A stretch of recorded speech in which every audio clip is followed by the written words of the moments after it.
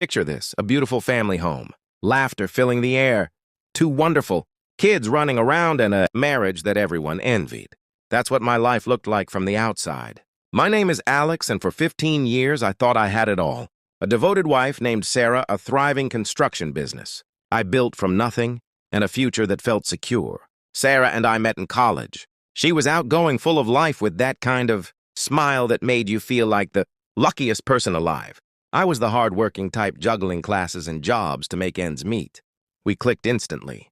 Got married young, full of dreams. I started the company right after graduation, long hours, tough jobs, but it paid off. Sarah helped with the office side, managing the books while raising our kids. We had the dream life, big house in a nice neighborhood, family vacations, date nights. I trusted her with everything, our money, our secrets, our future. She was my partner in every way, or at least that's what I believed. But have you ever had that nagging feeling in your gut, that little voice whispering that something isn't quite right? I did sometimes. The way she'd hide her phone when I walked in, or how she'd get defensive about money questions. I pushed it down. After all, we were happy, weren't we? Little did I know the cracks were already forming. And when they broke open, it would change everything. As the years went on, things started to shift. The business was growing fast. I was landing bigger contracts, hiring more crews. But at home, tension built. Sarah wanted more. A bigger house, fancier cars, expensive trips. We deserve it, she'd say. I'd work even harder to make it happen, thinking it was for us, for our family. Arguments became more frequent. She'd complain I was never home. I'd remind her I was building our future. But looking back, there were red flags everywhere. Late nights out with friends, passwords changed on accounts I used to access, whispers of conversations that stopped when I entered the room. Then came the day that shattered my world. I finished a job early and decided to surprise Sarah with flowers. Walked into our house quietly, excited to see her smile. But as I climbed the stairs, I heard voices, her laughter mixed with a man's deep voice.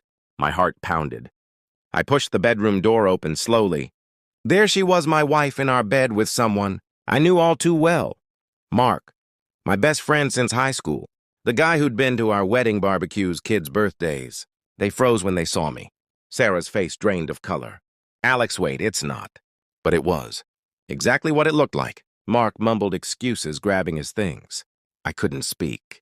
The pain hit like a wave, shock, anger, heartbreak all at once. I left without a word. Spent the night driving aimlessly, tears blurring the road. How could she? How could he? The two people I trusted most. The next weeks were a blur. Sarah cried, begged forgiveness.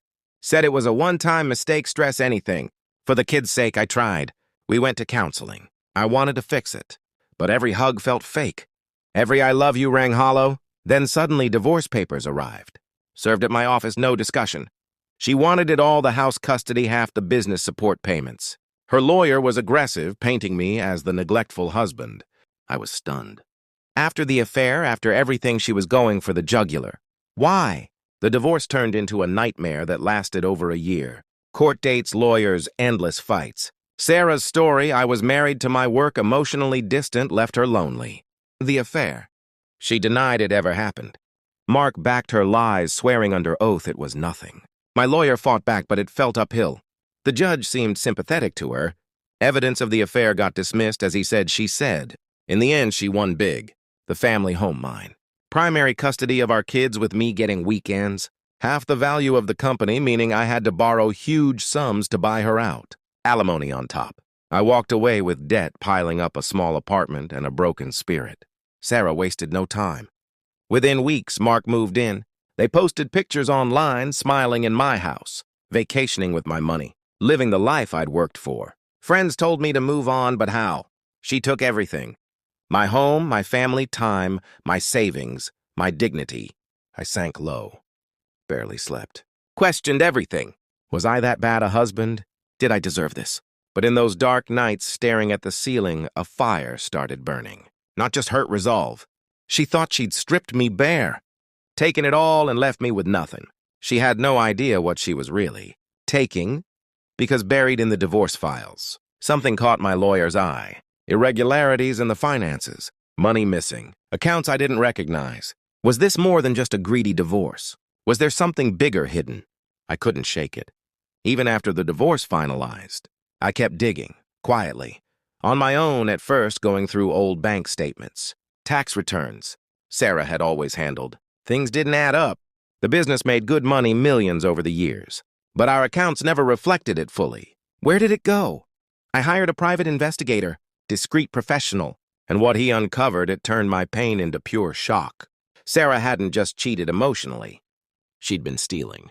For years. Fake expenses, phony vendors she invented, transferring funds to secret accounts offshore in her name alone. Over $2 million siphoned. Slowly, so I wouldn't notice.